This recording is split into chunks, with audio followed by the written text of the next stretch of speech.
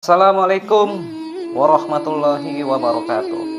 Sahabat-sahabat Diari Muslim 55 alam kosong aja. Sebentar lagi tidak terasa akan datangnya bulan suci Ramadan. Marilah kita terus meningkatkan amal ibadah dengan melaksanakan ibadah puasa dengan ikhlas, meningkatkan ibadah kita agar lebih muqarrabin kepada Allah SWT.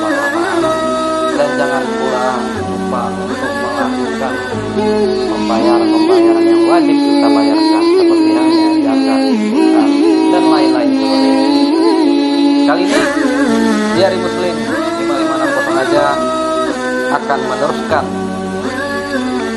kajian diri yang lebih bermanfaat dan lebih lama untuk mengisi hari-hari di bulan suci Ramadan mulai ini hari. Semoga bermanfaat dan kita jadikan semuanya itu sebagai amal jariah yang kiamat kelak, agar kita senantiasa mendapatkan puing-puing pahala meskipun kita telah tiada. Dan bagi semua subscriber, penonton, dan yang men-share, semoga begitu pula dengan semuanya mendapatkan pahala di yaumul kiamat kelak, hingga kita merasa kedamaian yang abadi walaupun kita tidak ada di dunia ini nanti. Baiklah saudara-saudariku yang dirahmati Allah Subhanahu wa taala, sepenggal kata-kata untuk menjadikan kajian diri buat diri sendiri ataupun buat semua yang ada di sekitar, baik di aktivitas sehari-hari maupun di lingkungan kita. Memelihara janji dan amanah ini sangatlah berat untuk dipikul maupun dibawa-bawa dalam kehidupan. Salah satu sifat yang tidak terpuji yang ada dalam diri manusia adalah sikap mementingkan diri sendiri dan mengabaikan orang lain. Sikap seperti ini merupakan cacat yang harus dihilangkan oleh setiap orang muslim maupun muslimah, karena akan membahayakan dirinya dan membahayakan orang lain yang ada di sekitar. Sikap mementingkan diri sendiri meskipun terlihat sepele, sebenarnya ia bisa menimbulkan masalah-masalah besar. Orang yang bersikap seperti itu bisa mengabaikan tugas-tugas agamanya karena dirasakan merepotkan. Ia juga bisa membatalkan perjanjian-perjanjian yang dilakukannya dengan orang lain, mengkhianati amanah, enggan menyelesaikan kewajiban-kewajibannya, dan tidak memperhatikan hak serta kepentingan orang lain. Banyak lagi keburukan yang ditimbulkan dari sikap yang tidak terpuji itu. Dalam ajaran agama Islam, setiap individu manusia dimintai pertanggungjawaban atas segala perbuatannya. Oleh karena itu, manusia tidak boleh hanya mementingkan diri sendiri, tetapi juga harus memperhatikan kepentingan orang lain, baik orang itu disukai atau tidak. Segala perbuatan dan tingkah laku manusia senantiasa mendapat pengawasan dari Allah Subhanahu wa ta'ala, yang Maha Pengasih lagi Maha Penyayang. Pengawasan itu diantaranya ditugaskan kepada dua orang malaikat yang mencatat amal baik dan amal buruk. Disebutkan dalam Al-Quran, di dalam Quran surat Qaf halaman 50 ayat 17, yaitu ketika dua orang malaikat mencatat amal perbuatannya, seorang duduk di sebelah kanan dan yang lain duduk di sebelah kiri. Dan terdapat juga kutipan di dalam Quran surat Al-Isra ayat 17. Artinya, dan tiap-tiap manusia itu telah kami tetapkan amal perbuatannya sebagaimana tetapnya kalung pada lehernya, dan kami keluarkan baginya pada hari kiamat sebuah kitab yang dijumpainya terbuka. Buku yang terbuka itu maksudnya, saudara, adalah buku catatan kegiatan diri manusia selama ia hidup di dunia. Dengan demikian, sahabat, semua orang akan melihat sendiri segala tindakan dan perbuatannya di hari kiamat. Segala perbuatan yang baik ataupun perbuatan yang buruk. Sebagai manusia muslim yang beragama, setiap individu diperintahkan agar senantiasa memelihara setiap amanat dan janjinya. Ia merupakan bagian yang tak terpisahkan dari kehidupan manusia yang beriman dan beramal soleh. Allah Subhanahu wa ta'ala berfirman di dalam Quran surat Al-Nisa halaman 4 ayat 58. Artinya, sesungguhnya Allah memerintahkanmu menyampaikan amanat kepada yang berhak menerimanya dan menyuruh kamu apabila menetapkan hukum di antara manusia supaya kamu menetapkan dengan adil. Sesungguhnya Allah memberi pengajaran yang sebaik-baiknya kepadamu. Sesungguhnya Allah adalah Maha mendengar lagi Maha melihat. Sahabat di hari Muslim 5560 aja, selain diharuskan memegang amanah, selain diharuskan memegang amanah, ayat ini memerintahkan agar setiap orang menghukumi segala sesuatu secara adil, sehingga tidak menzalimi orang lain dan juga tidak dijolimi oleh orang lain. Janji terhadap orang lain merupakan hutang yang harus dibayar dengan cepat. Tidak boleh mengabaikannya, menyia-nyiakan atau menyalahinya. Manusia mukmin senantiasa teguh memegang janji yang telah diucapkannya. Mereka selalu berhemat dengan janji, tidak mengobrol seenaknya. Tetapi bila janji telah diucapkan, pantang untuk diingkari atau dipungkiri. Dalam Al-Quran dijelaskan bahwa sebagian dari tanda-tanda seorang mukmin yang sukses adalah mereka yang memelihara janjinya. Quran surat Al-Mu'minun halaman 23 ayat 8 berbunyi, dan orang-orang yang memelihara amanat-amanat yang dipikulnya dan janjinya. Sahabat, semua orang yang diarahkan Al-Quran agar memenuhi janjinya, karena janji itu akan dimintai pertanggungjawaban.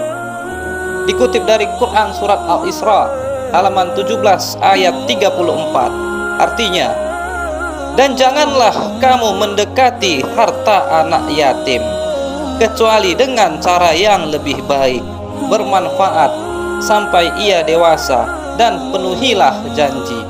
Sesungguhnya janji itu pasti diminta pertanggungjawabannya.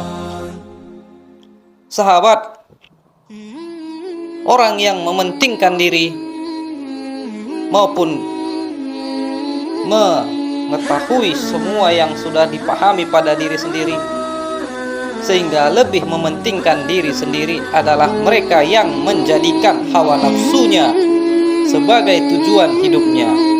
Bahkan sebagian dari mereka menjadikan hawa nafsunya sebagai Tuhannya. Dalam Al-Quran banyak diisyaratkan mengenai mereka yang tersesat karena menjadikan hawa nafsu sebagai Tuhannya. Di antaranya disebutkan di dalam Quran surat Al-Jatsiyah halaman 45 ayat 23. Artinya, maka pernahkah kamu melihat orang yang menjadikan hawa nafsunya sebagai Tuhannya, dan Allah membiarkannya berdasarkan ilmunya, dan Allah telah mengunci mati pendengaran dan hatinya, dan meletakkan tutupan atas penglihatannya, maka siapakah yang akan memberinya petunjuk sesudah Allah memberikannya sesat? Maka mengapa kamu tidak mengambil pelajaran? Sahabat, akibat memenangkan hawa nafsunya, manusia menjadi sesat. Penglihatan mereka tertutup dari kebenaran. Mata hatinya tidak bisa lagi menyerap petunjuk. Pendengarannya tertutup dan segala potensi yang ada pada dirinya yang disiapkan untuk menerima petunjuk tidak berfungsi lagi. Manusia yang termasuk dalam kelompok ini merupakan makhluk yang paling buruk dan tersesat. Kedudukannya mereka lebih hina dari hewan ternak atau makhluk lainnya. Al-Quran menjelaskan keadaan mereka di dalam Quran surat Al-A'raf halaman 7 ayat 179. Dan sesungguhnya kami jadikan untuk isi neraka jahanam kebanyakan dari jin dan manusia. Mereka mempunyai hati tetapi tidak dipergunakannya untuk memahami ayat-ayat Allah, dan mereka mempunyai mata tetapi tidak dipergunakannya untuk melihat tanda-tanda kekuasaan Allah, dan mereka mempunyai telinga tetapi tidak dipergunakannya untuk mendengar ayat-ayat Allah. Mereka itu sebagai hewan ternak, bahkan mereka lebih sesat lagi. Mereka itulah orang-orang yang lalai. Sahabat di hari Muslim, kualitas manusia baik atau buruknya bisa dilihat sebagaimana ia dapat memelihara amanah dan janjinya. Bila manusia dapat memelihara dengan baik amanah dan janji itu, berarti ia tergolong manusia yang baik dan berkualitas. Sebaliknya, bila tidak, maka manusia setiap aktivitas yang dilakukannya menjadi manusia yang hina dan menjadi sampah masyarakat. Na'udzubillah min dzalik. Sahabat di hari, renungan ini sangat mendalam untuk kehadiran diri kita di dunia ini, menyikapi semua hal yang telah kita dapatkan tadi, agar mendapatkan futuh, terbukanya hati. Kita ambil salah satu dari Imam Syafi'i rahimahullah berkata, barang siapa menginginkan Allah Ta'ala memberinya futuh atau menerangi hatinya, hendaknya dia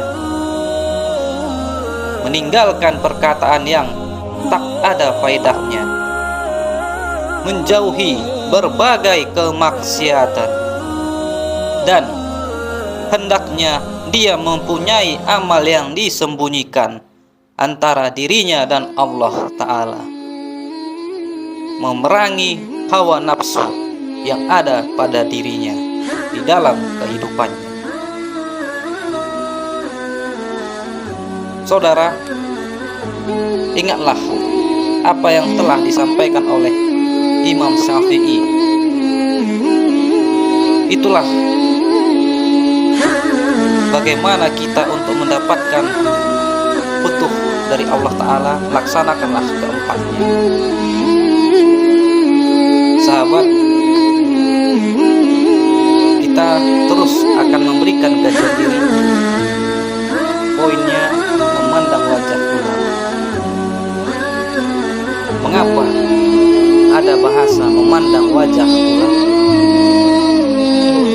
Zaman dahulu terdapat suatu kaum yang mana di daerah mereka tinggal tidak turun hujan bertahun-tahun.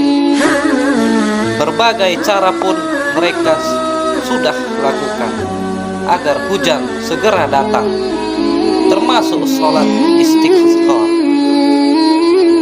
Sholat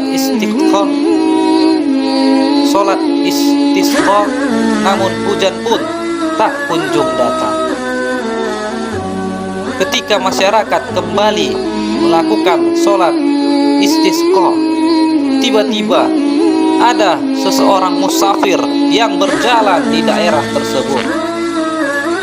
Ketika musafir tersebut melihat masyarakat hendak sholat istisqa, sang musafir bertanya, "Wahai saudaraku, apa yang sedang kalian lakukan?" Ujar musafir. Salah satu kaum menjawab, "Melaksanakan sholat istisqa, meminta hujan." Kemudian sang musafir berkata, "Bolehkah saya membantu doa agar turun hujan?" Salah satu warga menjawab, "Kami orang sedesa saja sudah berdoa dan sholat istisqa, belum juga ada hujan. Masa Anda sendirian berdoa hujan bisa turun?" Kemudian musafir kembali berkata, "Mungkin saja doa saya dikabulkan oleh Allah Subhanahu wa ta'ala."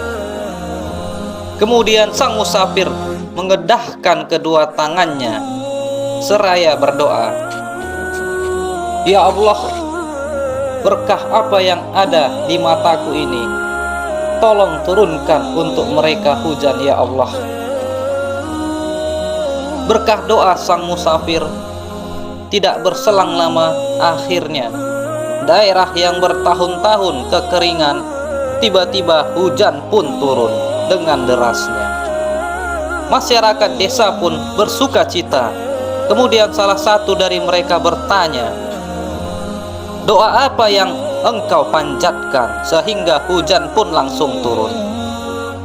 Musafir menjawab, "Saya hanya berdoa dan tawasul dengan amalan saya." "Awalan apa wahai musafir?" tanya warga.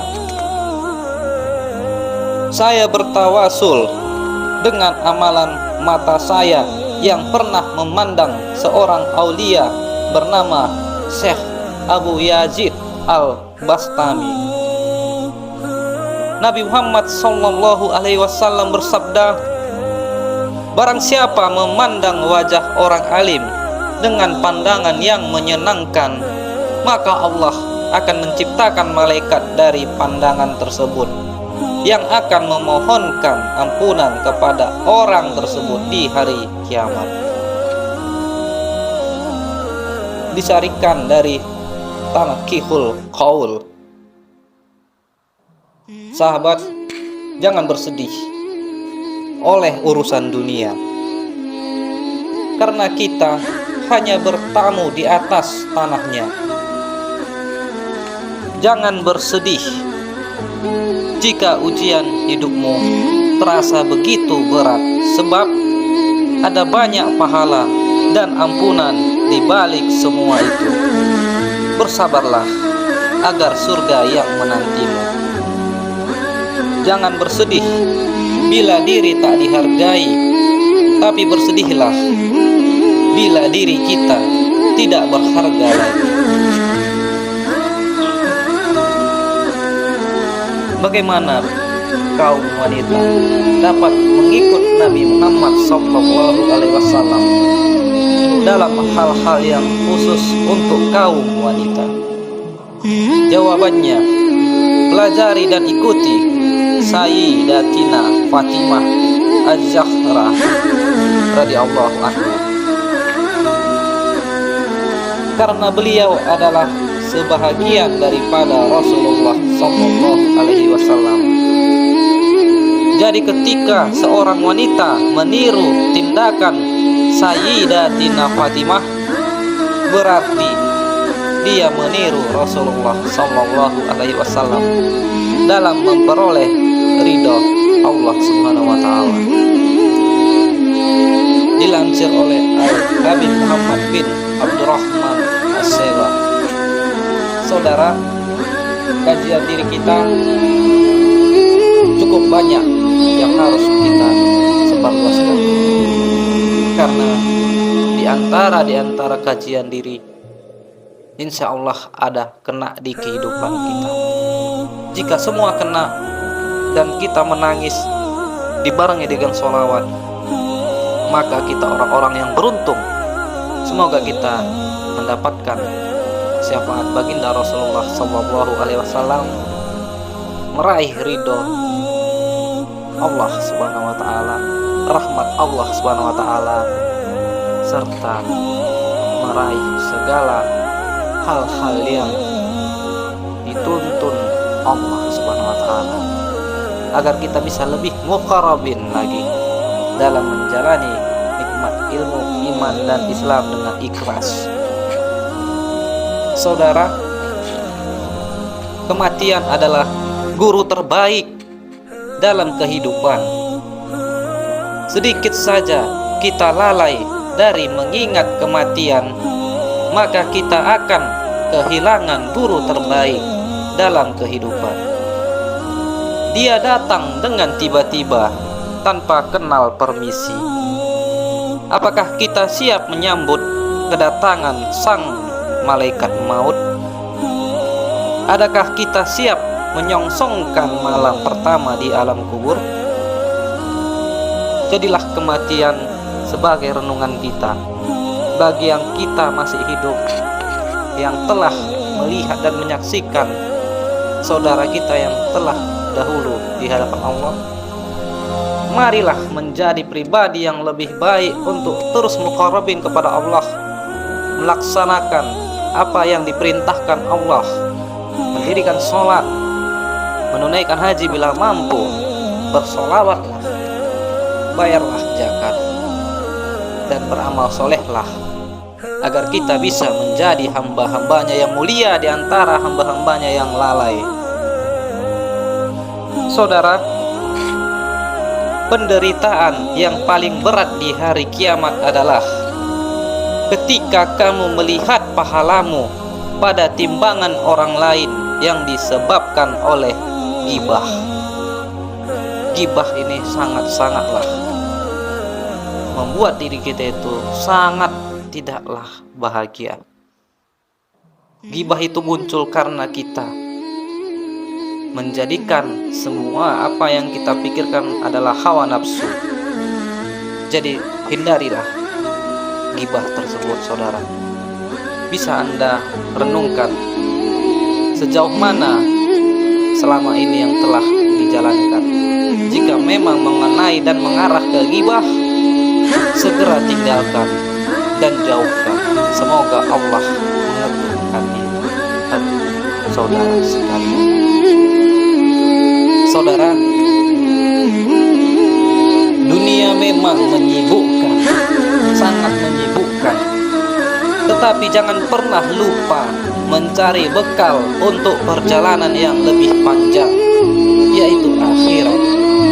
Sejauh mana kita sibuk dengan dunia, mencari uangkah, mencari hartakah, mencari jabatankah, mencari gengsikah, atau mencari popularitas? Itulah dunia.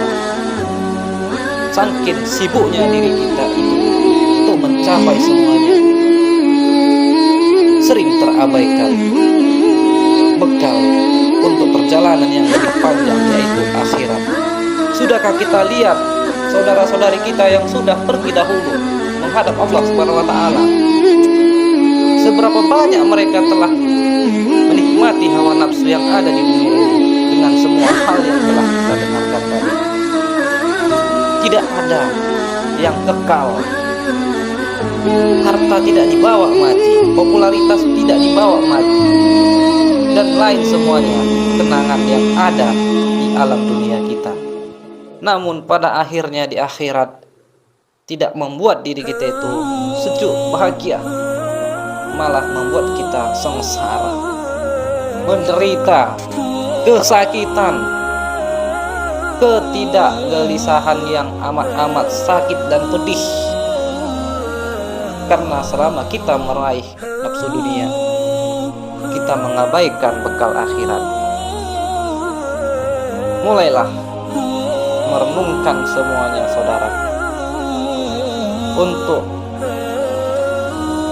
menyeimbangkan antara hawa nafsu dan bekal akhirat agar dapat kita menikmati semuanya. Barengilah dengan meningkatkan ibadah sholat, sholawat, beramal solih.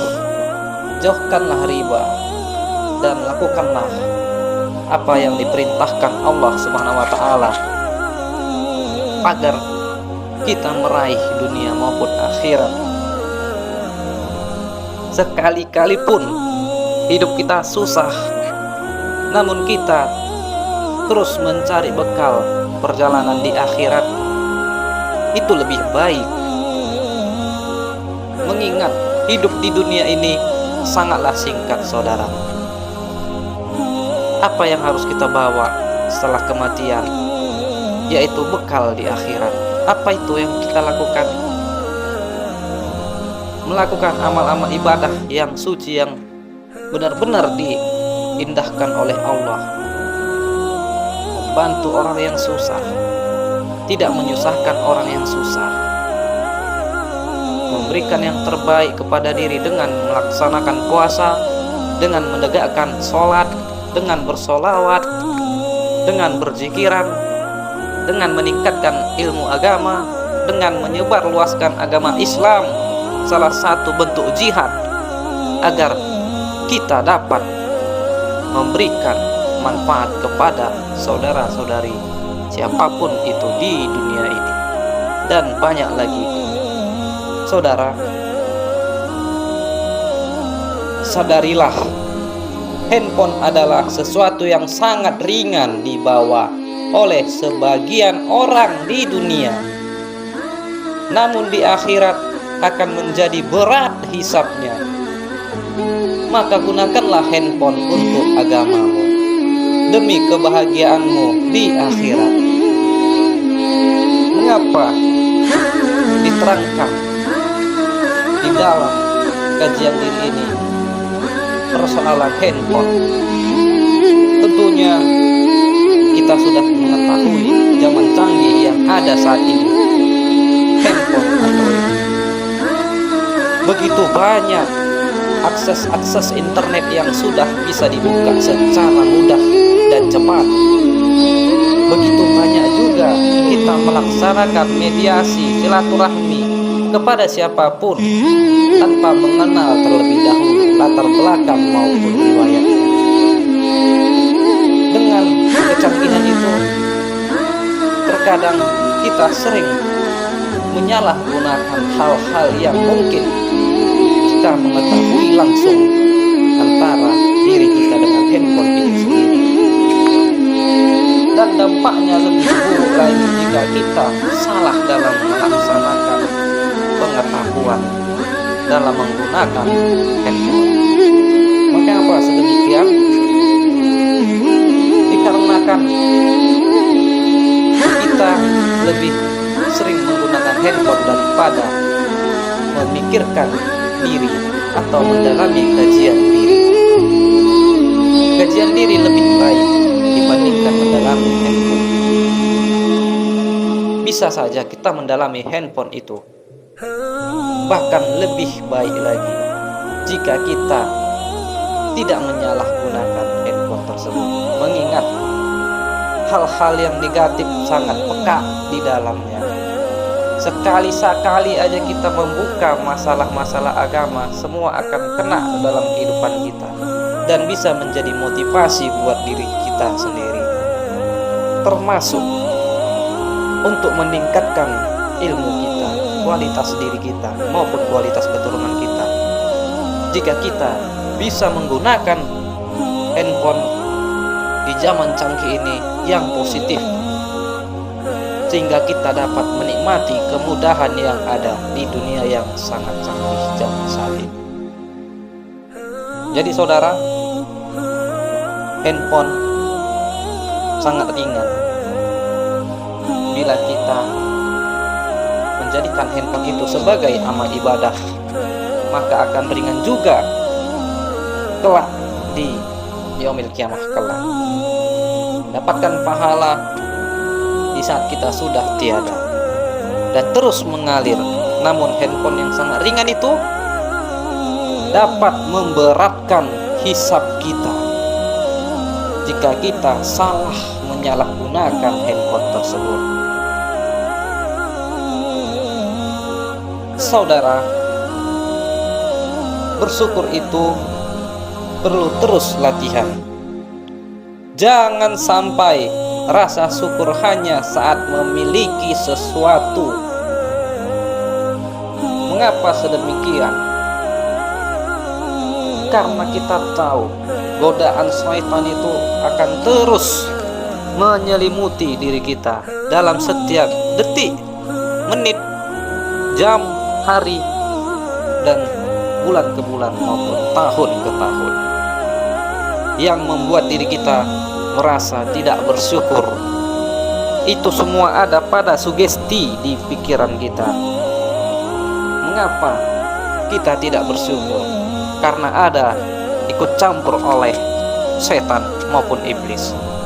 Perlu saudara pahami bahwasanya iblis, setan itu hanya mampu mengolok-olokkan di dalam pikiran manusia itu sendiri, baik di dalam kesadaran maupun di alam di luar ketidaksadaran. Jika kita lemah akan ibadah sholat, zikir, sholawat maupun amal-amal ibadah lainnya, jangan heran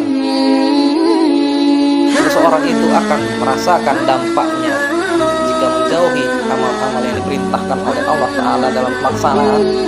Ia akan merasakan hal-hal mulai dari tidak bersyukur, mulai dari gampang marah, mulai dari ketidakadilan dirasanya, bahkan berujung-ujung oleh ketidakpuasan dalam hidup yang berdampak fatal kepada diri dan menjadikan kesedihan kepada orang-orang di sekitar.